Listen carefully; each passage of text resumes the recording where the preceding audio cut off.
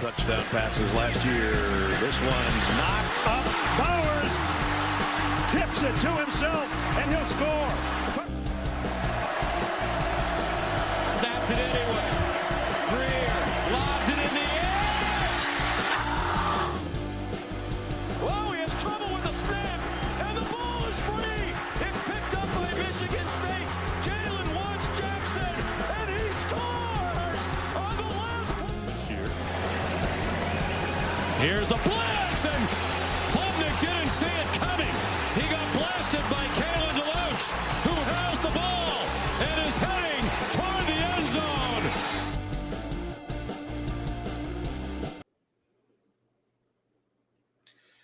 What is going on, guys? It is the college football talk. I don't know why I said it like that. College football talk with Hunter and Dylan. Mm-hmm. We are back for week 7 preview. Yes, sir. We're already at week 7. It's crazy. And we have a loaded slate for you guys today. Lots of great games to talk about. As always, though, remember, we are on the road to 100 subscribers. Mm-hmm. We picked up a subscriber from last episode, so we are now only 30 Love to hear it. We love to hear subscribers it. from Yes, 100. sir. Yes, sir. Big time. Big time. So Mhm. whoever you are out there, thank you. Thank you. Thank you. Thank you very much. We appreciate every subscriber. We very much appreciate it. Views are up too, which is Mhm. awesome. Yep. Remember, find us on YouTube, Spotify as well. Link for the Spotify pod is also, if you're watching on YouTube and you Mhm. want to follow us on Spotify, link is in the bio. Yep. If not, go to Spotify, College Football Talk. We will Mhm. be right there. Yes. Logo will be the same thing. So Mhm. find us there. You'll be golden. Gold. See, I got the Braves jersey on tonight. Dylan's got his Florida State stuff on. We are Sir. chopping along. Let's just call it like that. That's what motto tonight, chopping along. No, I recently found out what UCF's thing is. The charge on. They do this. That's just not original at all. Charge on. I was gonna say it's like similar to the chop, but it's like forward. It's more of like a slant. Yeah. Right? Because they're charging on. Yeah. That's so dumb. They should be 2017 like national champs. 2017 national champs. they should roll with like their space world, their space stuff, and be like they're out of this world. I really like the Space U stuff. They're the Like, stuff's legitimately. cool. Yeah, I the like light blue and black. Yeah, I like it. I was talking to some people today. They didn't really like it. I'm like, dude, it's like, come on. All right, as we get off of UCF, we're going to talk about teams that actually matter, not UCF. Oh wow. Sorry, UCF fans. And we will hop right into it with Mhm. Washington, Oregon, game of the week. I've been saying last couple weeks could be possibly game of the year. That's what I was about to say. This is game of the year. So far, up to this point, this is game of the year. On paper, at least. Mhm. This could be a blowout. And we're like, oh, geez. Yeah. But I don't think so.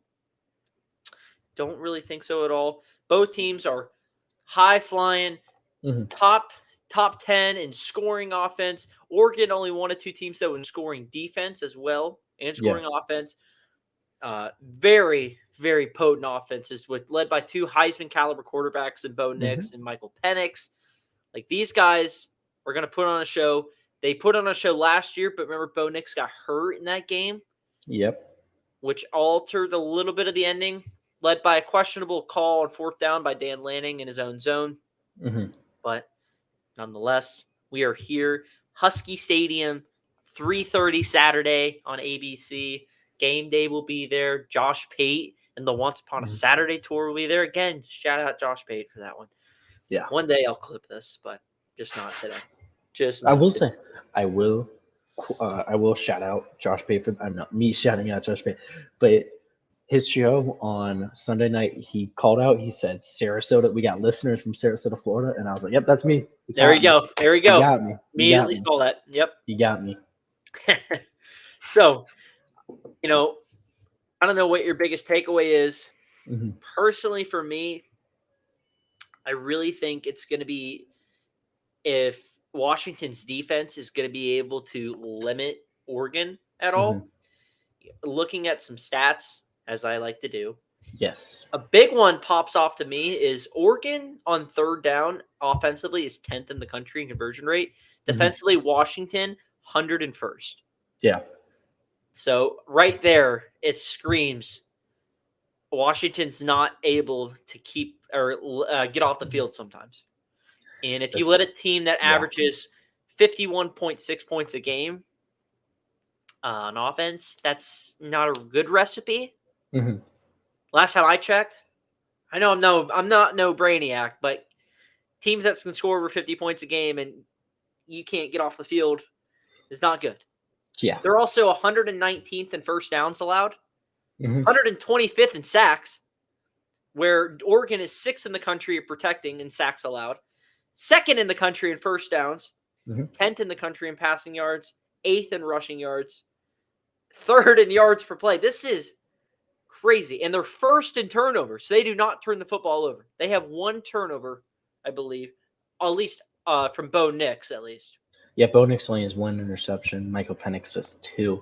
I will say the things that jump out at me right away, put an asterisk next to it because Washington has played a much tougher schedule than Oregon has for the most part. Oregon has, Oregon got to play They did go to Portland Texas Tech. State. Well, they had Texas Tech, Mhm. which they But- escaped there. But comparing their, I mean, schedules. let's not protect Washington. They had Tulsa, Michigan State, Cal, Mhm. and barely they ousted Arizona with the backup quarterback in only by 7.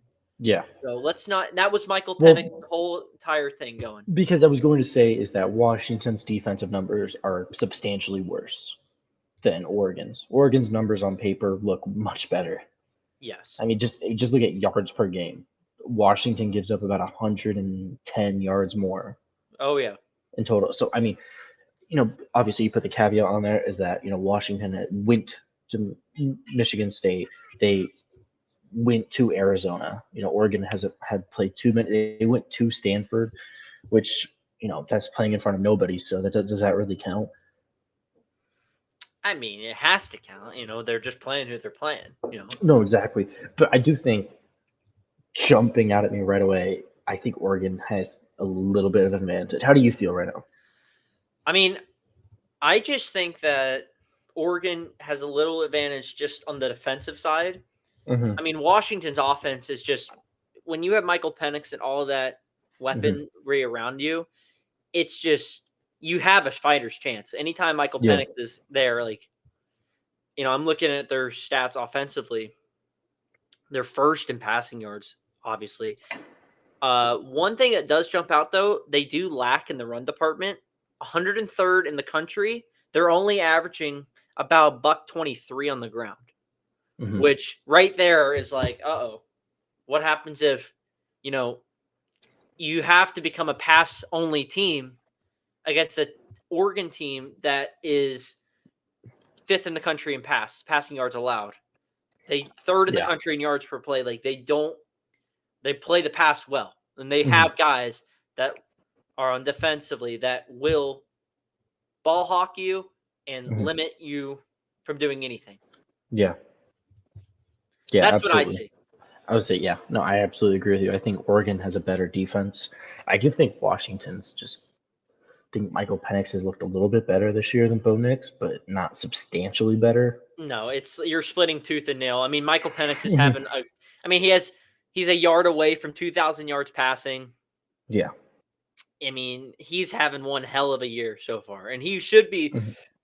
I would put him as the front runner for the Heisman.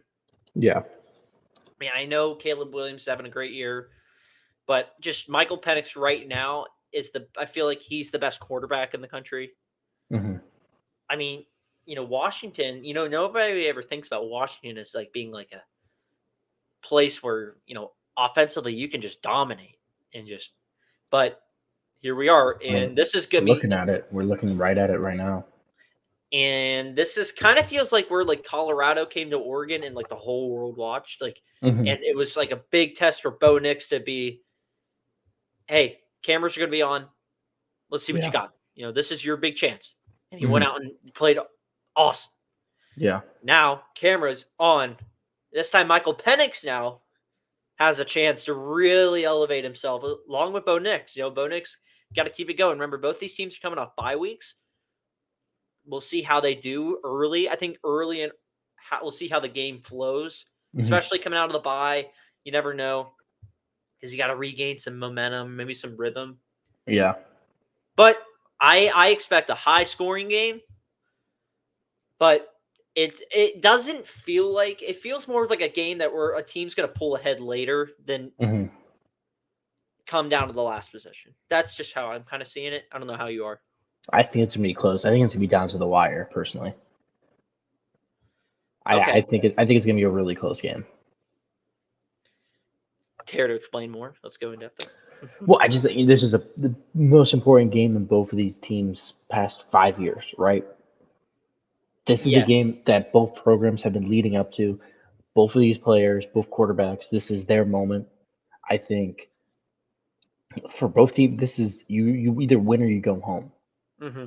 The loser of this game probably isn't making the playoff, right? No, I mean, I think both teams are still in contention to possibly play each other again in the Pac-12 title game. No, yeah, absolutely. But I think from a standpoint of just going into it, you have to play this game as if this is where you're on the line. And I think a lot of both these teams are going in with that. So I think this game is going to be incredibly close. I think this is going to come down to the wire of which quarterback can make a play last. I think whoever wins the turnover battle, Mhm. mostly like all games, is really going to have a clear and real shot to win. Mhm. I would lean Oregon. That's another reason. Yeah. I mean, they're 85th in the country in defensively, although in creating turnovers. Washington is only 27th. But I don't know. It just feels like a big stat here also would be that rushing yard one is going to be a big one. Third down is going to be a big one. Another one to look at before we move on and make predictions. Washington first in the country in yards per play offensively. Mhm. Oregon is third in the country yards per play defensively. So it's like good on good. That's Mhm. what we're seeing Saturday, and I can't wait. Can't wait. So I believe it's prediction time. What are you feeling? I'm feeling Oregon's going to win this. Mhm. Mainly, again, I think they're offensively, they're just better.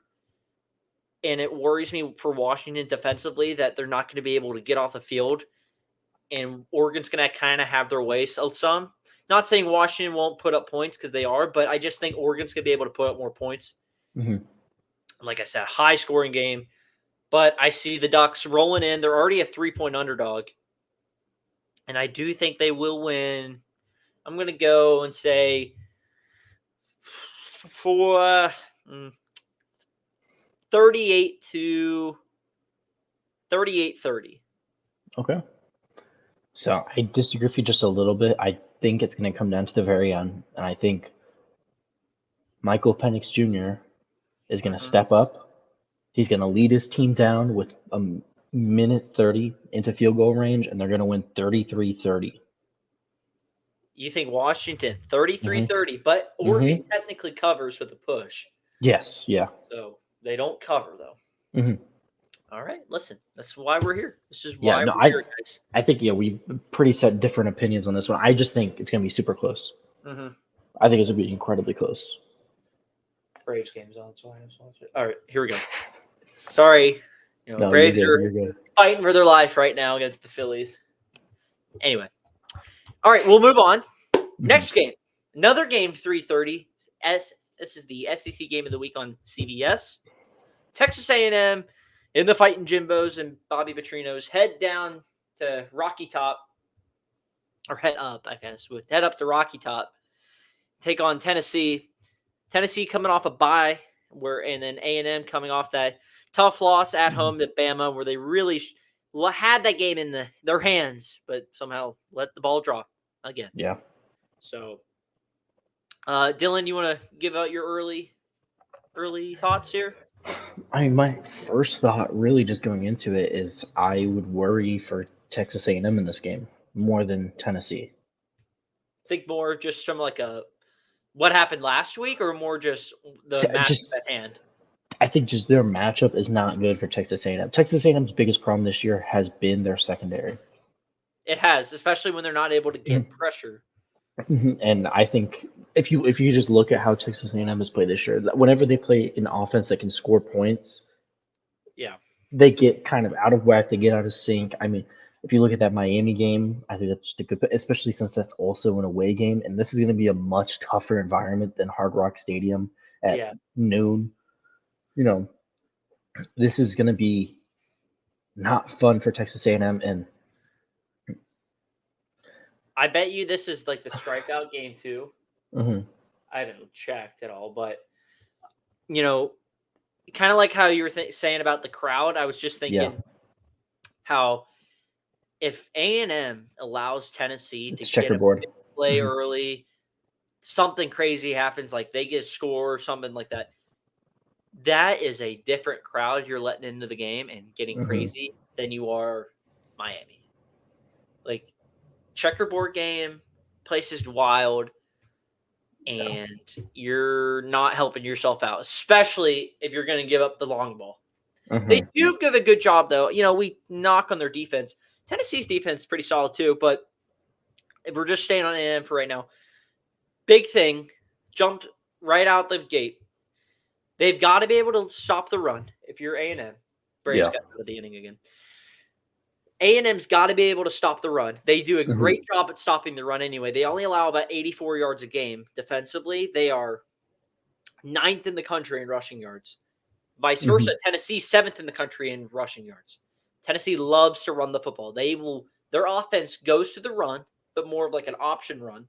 Yeah. But we want to run the ball counterwise, get their running back, get the run game going, which sets up the downfield shots. Mhm. Which is what Tennessee wants to do against a team in A&M that is very vulnerable to giving up big plays down the field. Yeah.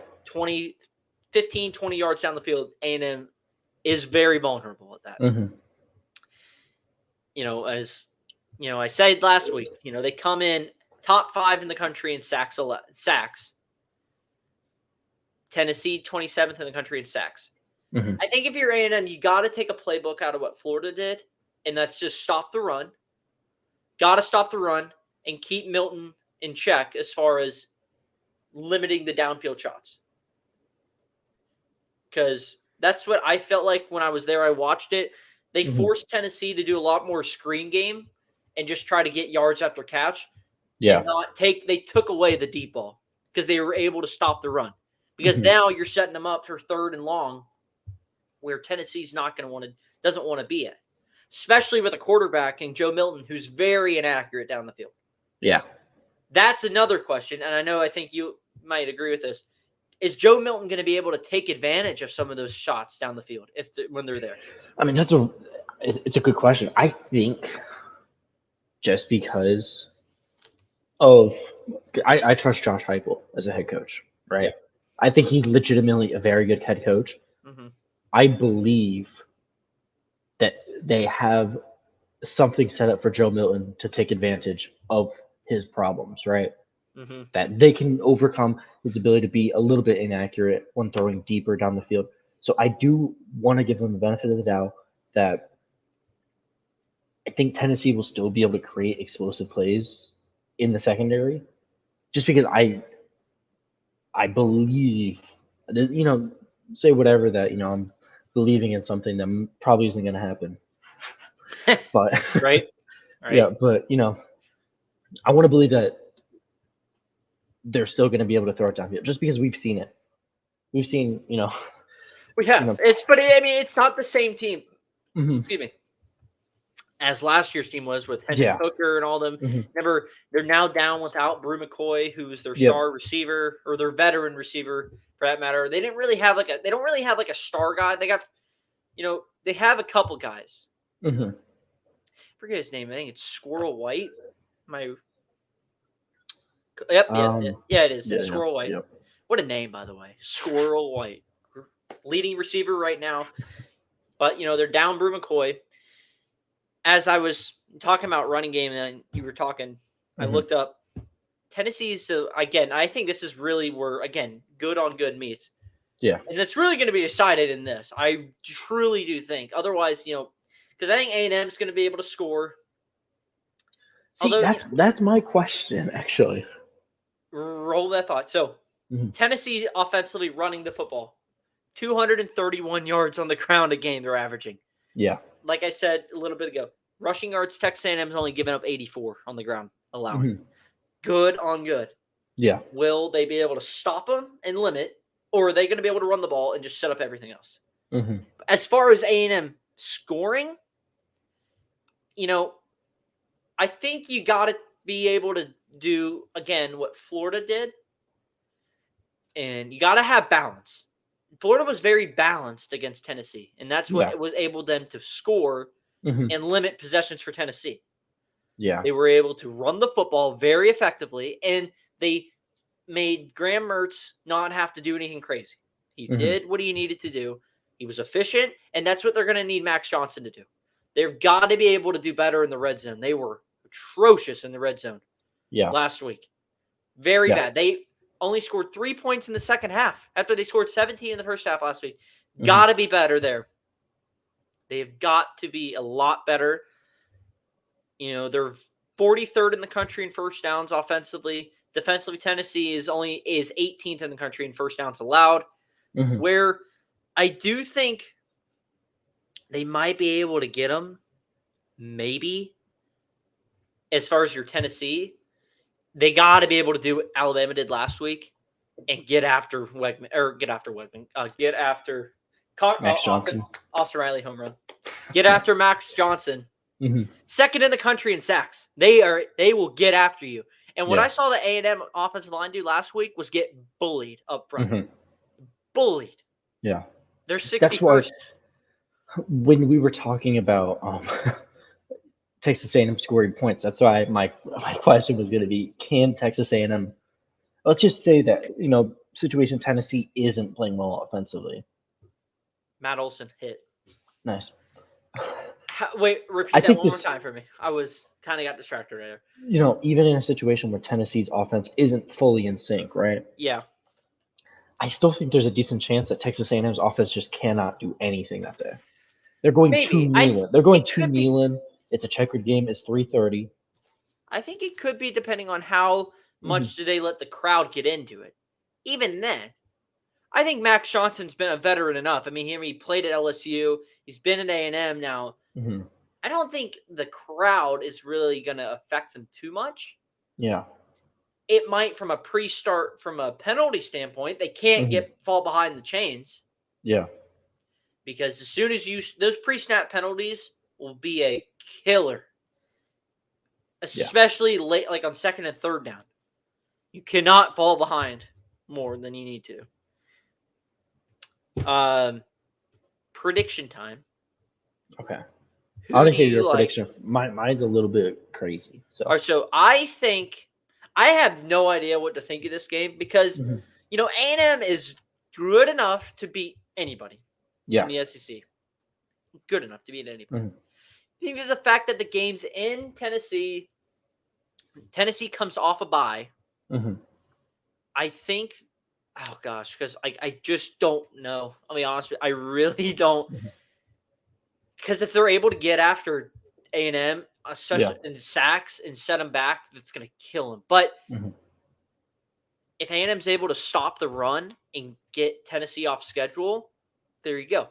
But I do think Tennessee's offensively, I think they're going to be able to run the ball enough where Joe Milton's going to be able to hit some shots down the field. So I'm going to take Tennessee, low scoring, close game, very close. I mean, the line's 3.5. I don't know if they cover that.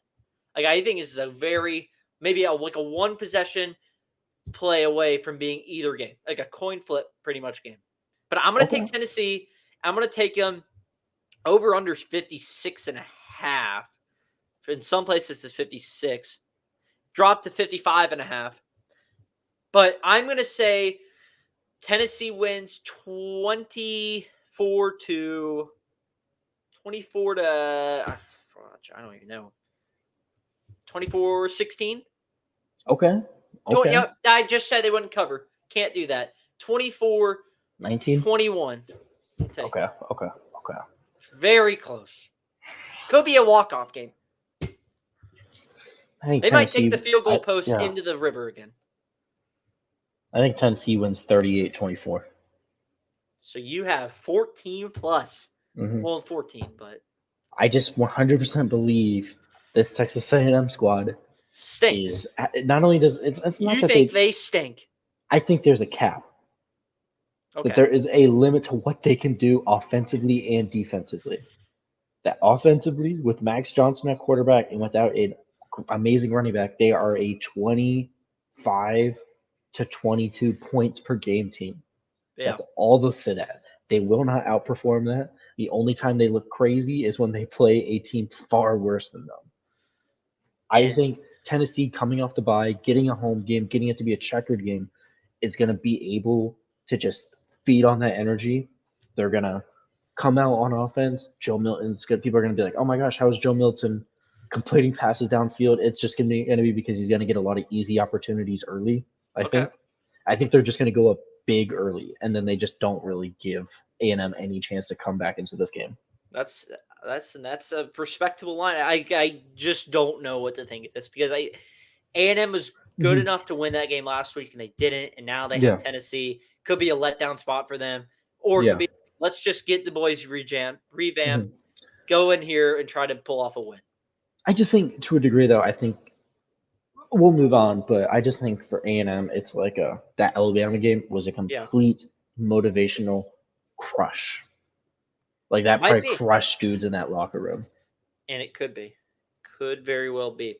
All right, we are moving on to a 7:30 primetime game on ABC where what could have been an undefeated matchup between Miami heading to Chapel Hill on Saturday night turns into a 4-1 game versus a 5-0 Tar Heels because Miami couldn't take a knee and end the game against Georgia Tech. Regardless of that, that's in the past. We are here in the present, somewhat. Miami, I just don't know how you bounce back from this. Maybe they get revived. Maybe they just forget about it, somehow flush it. It just say, listen, that what happened. Can't change it now. We're going to have to live with it. We'll just go ahead and focus on North Carolina, try to pull off a big win. For North Carolina, it's just keep the train rolling. I mean, this team is moving and grooving. From this first game of the year against South Carolina to last week's game where very well could have been a game where a classic North Carolina game where they just slip up at home and it's like, what the heck just happened? But they crush Syracuse at home. And now you get high-flying Tar Heels who come in averaging 500 yards of total offense a game, 320 plus in the air. They're only allowing just over 330 a game defensively as the Phillies tied it up. Hate to see it. But I am all over North Carolina in this game. I just think North Carolina is too much right now for Miami. Drake May is playing out of his mind right now. I mean, here's some cool offensive stuff for you. North Carolina is second in the country in third down conversions. Miami 62nd defensively. Miami first downs. This is North Carolina offensively 8th in the country in first downs, 11th in the country in passing yards. Yards per play 35th. They are 94th in the country in points scoring, but Miami is only 96th in the country in points allowed. So I just feel like similar to what I was saying about the Oregon-Washington thing, Miami has played some bad teams on their schedule though. Like running up the score against I'm considering Bethune-Cookman at home. Okay. I can agree with that one. 48-7. And they followed that up with Temple at home. Or they go to Temple. I could get behind you there. And I think that if you look at their numbers, it makes their defense look incredible, the fact that they only give up 60 rushing yards a game, and then you remember they played 5 teams who can't run the ball. Yeah. It's like, maybe their rushing offense or defense isn't as incredible as we think. They just haven't played a team who actually runs the ball more than 15 carries a game. I mean, Texas A&M stopped running the ball in the second half. Miami's only allowing 58 yards on the ground. That's second in the country. That's what I'm saying. It's crazy. But if you look at the teams they played, these teams. That's true. Like Bethune-Cookman was pulling out everything they could against Miami. They were throwing the ball 10 times every single That's pretty sweet. That's pretty crazy though. They're doing that. Yeah. No, yeah, it is crazy, but I don't think it's as real as it looks. If you know what I mean. I just think it's too much North Carolina. Mm-hmm. Miami, I think they're a really good. I think they're a solid squad. I think Miami is a solid 9-3, 9-4 win team. They really hurt themselves if you look at the standings because they're one of few teams without a win in the conference. Yeah. So they dropped all the way to 6th to last in the standings, where North Carolina wins. They'll go to 3-0 in conference play, 6-0 overall, be still right there in the mix for a Pac-12 title game. ACC. ACC. I don't know where I got Pac-12. I think I was thinking about Oregon for a second. But North Carolina, right there for the ACC title game. I think Chapel Hill at night is always fun. Drake Mays just continues to roll. Yeah. If you're Miami, what has to happen for them to pull off an upset? They need to turn the ball over. They need to create turnovers for North Carolina. They need to get North Carolina's offense off the field. Both teams come pretty similar in the turnover department. Miami's 30th in the country in turnovers forced defensively. Offensively, North Carolina's 31st. Drake May does have 4 interceptions this year. So does Tyler Van Dyke. That's true. But I think 3 of those are against Georgia Tech too. There you go. So I'm just thinking North Carolina's going to get out early, and Miami's not really going to know how to respond, especially after last week's debacle. I just think the confidence is already a little lower than it needs to be. And I think North Carolina wins this probably in the range of, I want to say 27 to 17. You think it's kind of close though? 10-point win. I mean, it's a 10-point win. I mean, they're covering. It's a 3.5 line. Yeah. So, I mean, a touchdown late. I do think these two teams are evenly matched, but I just think North Carolina is able to pull ahead late. Maybe it's like a 30 to 17 win, 27 to 30 range. I think North Carolina wins big, personally. Okay.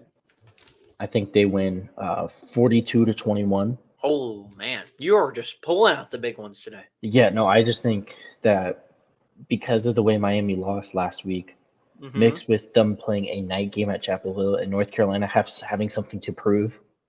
And I mean, they're ranked 12th. They're behind 2 one-loss teams. You have something to prove to the nation at 7:30 on ESPN. You can. To me, I think they're gonna run the ball. They're gonna run the score up on purpose. They're gonna continue to pass the ball into the fourth quarter. Who? Miami? North Carolina. Prove a point. Yeah. But I don't think they have to. I mean, I think that they're a team that's just get their business done, move on to the next game. That's just kind of how they feel. No, I think they're absolutely let's blow the water off Miami at home. Maybe Mac Brown just feeling a little feisty today. I mean, just looking at the last couple of games they put up, they won 40-7 versus Syracuse, 41-24 Pitt, Minnesota 31-13. I mean, they've taken care of business. They leave no doubt. The closest game was App State, but that's as weird as it is. App State that's an in-state school that those fan bases don't like each other.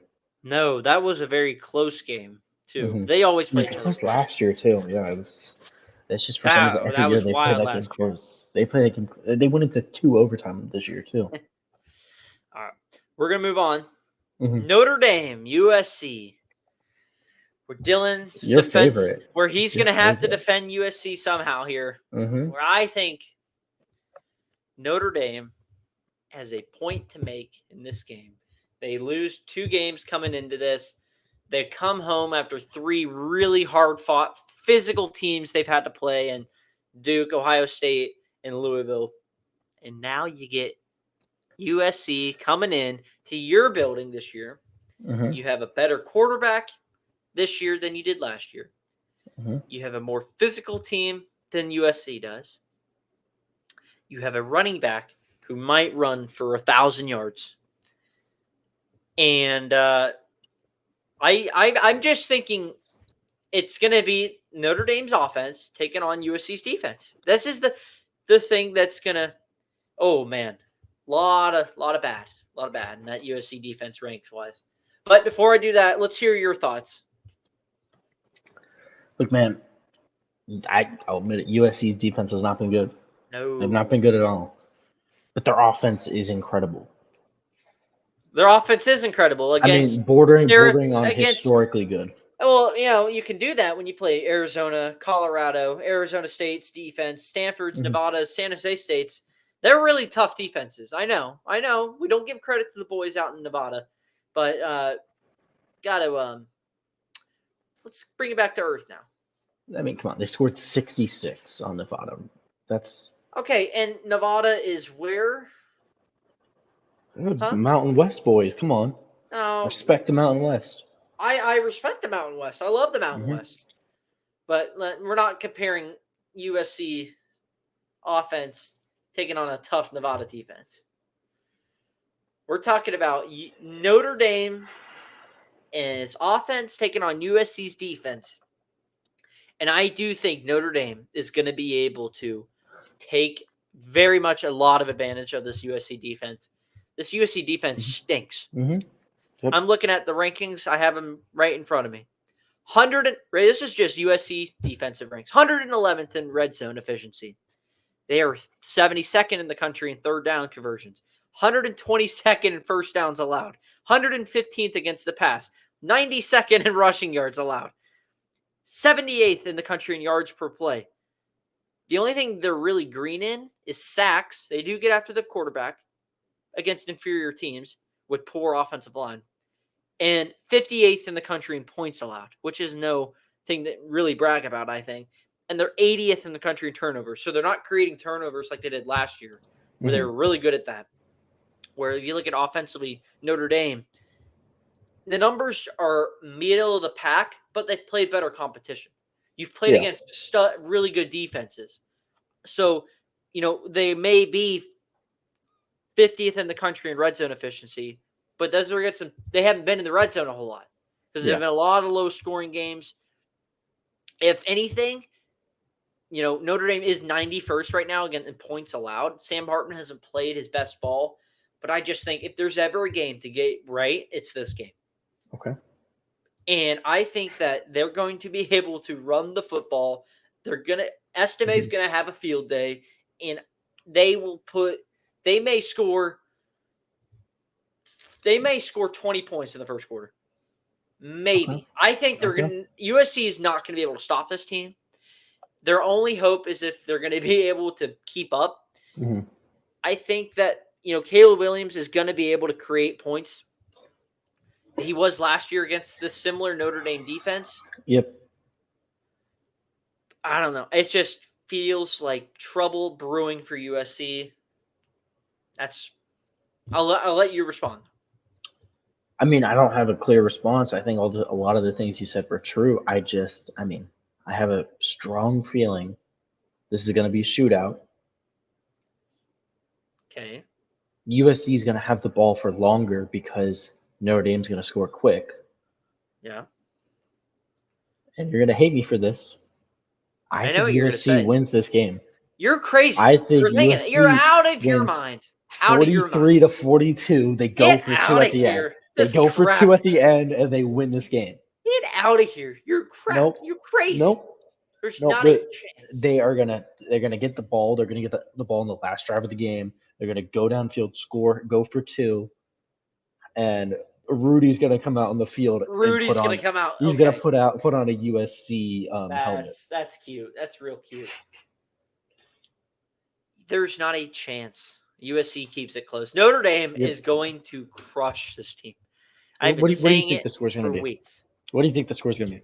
45 to 27. They're not keeping USC to 27. Watch them. Watch them. They won't. They won't. They will. They will not. This is perfect. This is Utah game written all over it. I'm telling you, you're calling me crazy. Okay. Utah is a very similar built team to this Notre Dame team, in my opinion.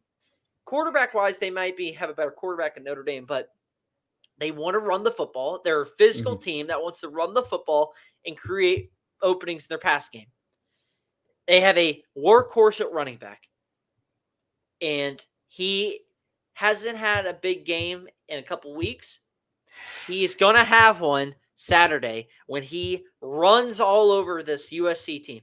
Runs all over him. Do I need to explain that again, that they're 92nd in rushing? And USC is going to pull this one out. They're 115th against the pass. They stink.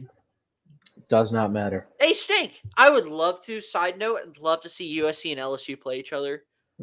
Get them on a field. They play each other next year in Vegas. Get them on the field right now. I don't care. I want to see I want to see who scores 100 points first in the first half, because neither defense would stop each other. They would be playing flag football. They might as well play that game flag football. But we're talking about Notre Dame and the Fighting Irish. We're going to lose at home against the Trojans of Southern California. Just because they went to Florida State a couple years ago and beat you guys doesn't mean that you need to just start getting all mad at Notre Dame, okay? Okay. Just take it easy over there. They're going to crush this team. 45-27's being generous. Let's go Irish. Fighting Irish. Fight on. Put it on. You want to make it a little friendly wager because of this? I don't have anything to wager right now, man. That's right, you don't. That's right, you don't, bud. There you go. Oh, okay. Right. I'll wager this with you. Okay, let's hear it. If USC wins, you'll buy a USC shirt and wear it for the next when you get it. You'll wear it for the podcast. Fine with me. And if Notre Dame wins, I'll buy a Notre Dame shirt and wear it on the podcast. Sounds good to me. It's on YouTube. Put it on the board. All right. There we go. Hope you might as well just get it now. You should have gotten it yesterday when Prime Day was going on. Okay. No way you're winning that. So have fun losing money there. Okay. All right. So we're gonna speed through these two quick ones because there is not a whole lot to talk about coming up with. Trying to find. Oh, here we go. All right, Iowa, Wisconsin. The only reason why I wanted to put this one in was mainly the fact that winner of this. So both the teams are two solid ball clubs. Actually, both of them come in. Iowa 5-1, 2-1 in conference play. Wisconsin 4-1, 2-0 in conference play. Both these two teams top two in the West. Winner of this is likely going to be pull ahead and win the division. Yeah. I think Wisconsin was going to win the division back in my preseason predictions. But Wisconsin gets them at home, 10-point favorites against the Iowa team without Cade McNamara. Team doesn't score a whole lot of points anyway, but plays very good defense. Oh, offensively, Iowa. Which stat do you want to hear first? Because there's a whole lot of bad. Lot of bad. If it's on the offensive side of the ball, you know it's a bad stat. How about 131st in passing yards, 130th in third down conversions, 133rd in first downs, 67th in sacks allowed, 108th in rushing yards, 127th in yards per play, 105th in turnovers. They're turning the football over a bunch. Wisconsin is 17th in the country defensively in set turnovers, 10th in the country in red zone efficiency, 55th in the country in third down conversion. This has a splattering written all over it. To me, this has most boring game of all time on it. So over-under, for anybody out there that likes to bet, sickos out there that like to bet these kind of over-unders, it's 34.5 if you're out there wondering about it. I'm going with the under. Going with the under. Smart man right there. Smart man. I think it's Wisconsin. If Mordecai is able to just create plays, run the football with Braylon Allen, they're gonna be fine. Defensively, Wisconsin's always solid, and they're gonna be fine. I think they win. If Iowa has to create turnovers, and they've got to be able to score points and limit Wisconsin. That's the only way that Iowa's going to be able to win this. Being in Wisconsin, Iowa's not scoring points. Iowa's not scoring a lot of points, and that's the issue. They are in Camp Randall, which doesn't help them either. Maybe if it was at home, that would be different, but they're at Wisconsin. Quarterback, I'll favor Wisconsin. Running back, I'll favor Wisconsin. Defensively, I'll favor Wisconsin slightly. I think, actually, check that. I think Iowa's defense is really good always, but Wisconsin's is good enough to hang in there and limit that atrocious Iowa offense. Give me the Badgers to cover. I think they win 23-7. I think maybe they get a late touchdown. I'm calling the upset. I'm going 17-10 Iowa wins. What is wrong with you today? Did you wake up? Are you just delirious right now? I know you did truck this morning. Oh, man, I'm not delirious. I just have a feeling, we're going to see an offensive output from Iowa. They may have 200 passing yards in a game. Maybe. That's you're asking a lot for a team that averages, checks notes, 129 passing yards a game. Brian Ferdinand is fighting for his job. Ferentz, sorry. I am so sorry to him. He's fighting for his job right now. Well, he's gonna lose it. So. He needs those points. He does. He's getting 17 of them. All right. We're going to move on. Dylan's going to talk about this for a quick second. I've got to step off for a few seconds here. Okay. UCLA, Oregon State, Dylan, tell them what do you think happens here? I mean, I want to start out right away and just say, UCLA is one of the best defenses in the country. Like, quietly, UCLA has had one of the most dominant defenses in the country. We were talking about Miami's rushing attack, but if you look at who UCLA has played, they've been fantastic against the run, especially when they played Utah, when they played Washington State. I mean, they dominate teams when it comes to on-the-ground movement. The problem with UCLA is they have a freshman quarterback in Dante Moore who isn't ready yet. He's shown signs where he can be that guy, but he's not shown he's ready to take the next step and be a leader of a top 25 team. Now, on the other side, Oregon State, I mean, they've been, for the most part, it's been a good year for them. Oregon State had, the rough outing against Washington State where they just barely lost by 3. But since then, they beat Utah, they beat Cal. The only thing with Oregon State is they get 40 points to Cal. That's atrocious. Oh my gosh, that's bad. That's one of the worst things I've seen in a while. It's like they let Cal score 17, 15, and 8.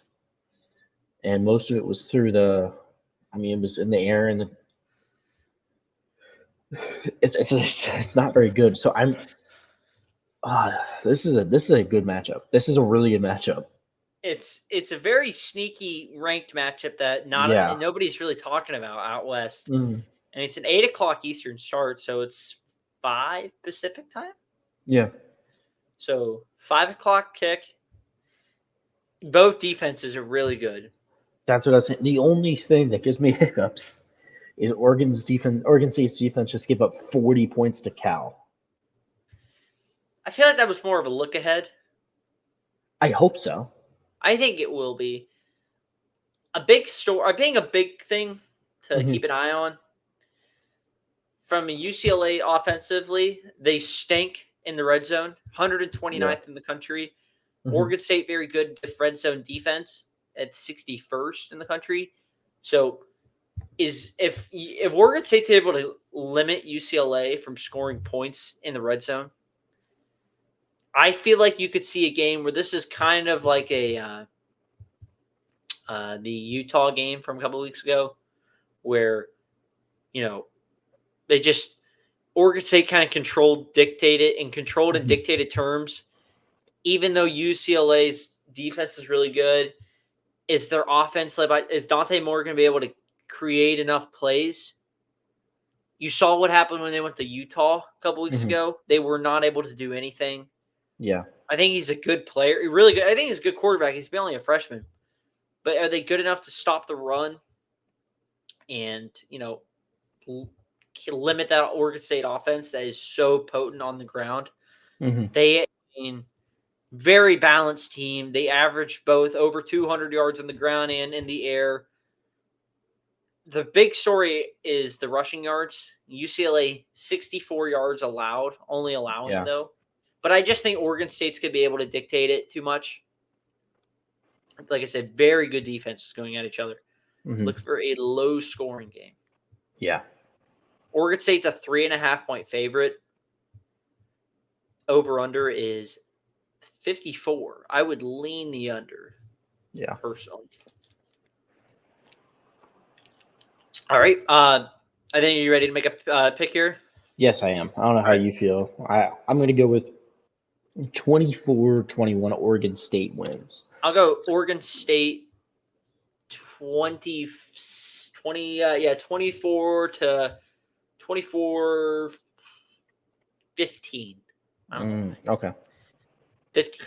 I think it's going to be close. I think it's going to be really close. I think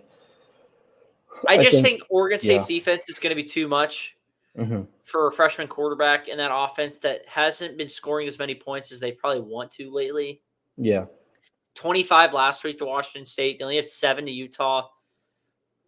So they don't score a whole lot. Mm-hmm. And Oregon State's really decent at home. Yeah. Against at home, they're 2-1 against the spread. They're 3-0 this year at home. Mm-hmm. So I'm gonna take the Beavers there. Yeah, me too. Taking the Beavs. All right, moving on now to one of our cooler parts of the segment or show. Mm-hmm. Yeah. Upset alert. Where I got 1, 2, 3. What are that? 6 games. Mm-hmm. 2 sports. I try to keep it more of like the visiting teams, Yeah. No, I got favorite. You. But sometimes, you mix in a home team getting a bad game or a tougher game. Mm-hmm. So here I got Missouri at Kentucky. Kentucky's 2.5 point favorite. Louisville at Pitt, -7.5 Louisville. Ohio State's at Purdue this week. They're a 19.5 point favorite. Kansas at Oklahoma State. KU is a 3-point favorite. Florida at South Carolina. South Carolina is a 2-point favorite. Wyoming at Air Force. Air Force 10.5 point favorite. Dylan, which game is the unlikeliest to be an upset? And which game is the 3 categories. Which game is likeliest to be not an upset, just takes care of business? Which game is team covers but doesn't win, maybe survives but maybe covers? And then which game is which game has the biggest chance of being the upset? Okay, so I think the most obvious for me for cover that the team's going to cover and they're going to be fine is Louisville at Pitt. I think Louisville's just going to come in. I think they're going to look really good against Pitt. I think they've looked really good all year. Yeah. I don't think Pitt has looked fantastic, personally. I think they've looked up and down, but I think Louisville just looks a lot better than them. And it's a 7.5 point spread, so I think Louisville wins comfortably. There you go. Yeah. I just want to say, no, I'll let you finish. I don't know why. Like I think Louisville's going to win. Yeah. But I just Pitt after a big win. Always a weird spot for undefeated teams to go into Pitt, and it's just like, what's going on? Might happen again. Pitt's not good at quarterback. They're offensively, but you never know. Yeah. That's why, that hook is what's getting me, I think. And for my team, I think that's just going to survive. I think Kentucky is just going to survive against Missouri. They're not going to look particularly impressive. They're going to be just almost look like they're rebuilding from that game against Georgia. You know what I mean? It's going to look like there's pieces that aren't quite right, but I think they pull it out and they win that game, but it will be a close one. I think they might win by 3 points, right? The spread is 2.5. I think they win by 3, where they cover, they cover the spread, but just barely, and they don't look fantastic, but they get out of there. Yeah. And then I think Wyoming upsets Air Force. I think that's way too big of a spread. Like, that's crazy.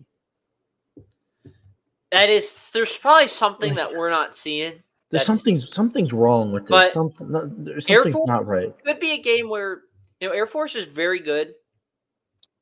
And it could be, they're the classic, milk the clock, score points, limit their team good defense. And that might what happen is they may win by 14, and it's just like a low scoring 14 though.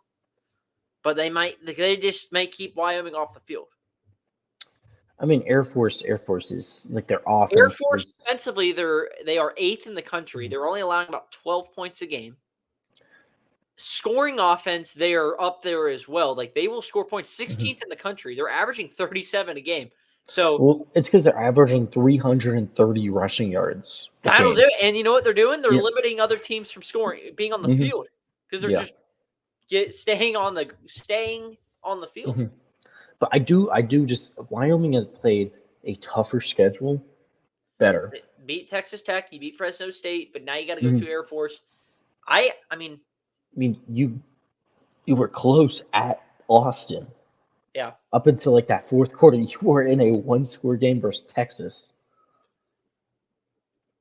I don't even if Air Force wins this game, I think there's no way they win by 10 over 10.5. I don't know. Maybe. I think they might. That's crazy to me. So we'll start off. Team that's most likely to be upset. Yeah. Would probably be, I would think maybe Oklahoma State beating Kansas.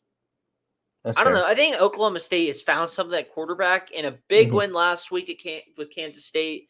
Yeah. Now you have Kansas that comes to town. I think they could get a big win there. Mm-hmm. We'll see about Florida. Billy Napier and the Fighting Boys or Gators are 1-7 outside of the outside of the confines of Ben Hill Griffin. Mm-hmm. I was watching Josh Pate yesterday, and he was talking about like mid-season tracker, like how teams maybe are feeling, the current mood tracker. Yeah. And he talked about Florida and how they he's kind of like that introvert friend that just stays at home, likes to be at home, when you're at home with him, great guy, like awesome to be around. Yeah. When you got to take him out, they're just not the same. They're just shy. They're just not motivated to be there. That's what he's like. That's like what Florida is. They're that introvert friend that wants to stay at home. Mm-hmm. We'll see. They beat the South Carolina team 38-6 last year at home. Now they got to go to South Carolina. If they're able to get pressure and run the football, maybe. But I think South Carolina might be able to win that. I think South Carolina. I think similar to like what I was saying about Kentucky. I think it would be close. Yeah. But I think South Carolina. Yeah. I think South Carolina can cover that too. Yeah, they just need to win by 3. I mean, that's not the So I'm gonna say keeps it close. Florida keeps it close, but I think South Carolina wins. Yeah. And for a team that is just gonna blow them out, I don't know why, but I just think Air Force is gonna be able to cover that number now. I'm thinking about it. I just don't think so, man. I don't know. Yeah, there's always a chance. There's always the chance they can, but like at the same time, I'm sitting here and I'm like, they only won 13-3 versus Sam Houston at home. I don't know. Maybe you get Wyoming off a big win. Now you have them at Air Force against your style of play. Give me the Fighting Falcons. Okay. The Falcons. I also think that Purdue Ohio State game is going to be close. I think that could be a closer game. That's going to be a one-score game. That's going to be a one-score game in the fourth quarter. Okay, bold take for Dylan right there. He's just. I really feel like that. I don't think it's that bold. That's a house of horrors for Ohio State going to West Lafayette. At least it's at noon, and they do have the slow start, so might hurt them. And this is Ryan Day's first time in West Lafayette. Weird stat. But it's always been Ohio against the world. Oh yeah. It's always been Ohio against the world from a guy that's not from Ohio. I heard Jeff Brom said something. I'd like to know where he is right now. It's always been Ohio against the world. Oh, always, and it will continue to be.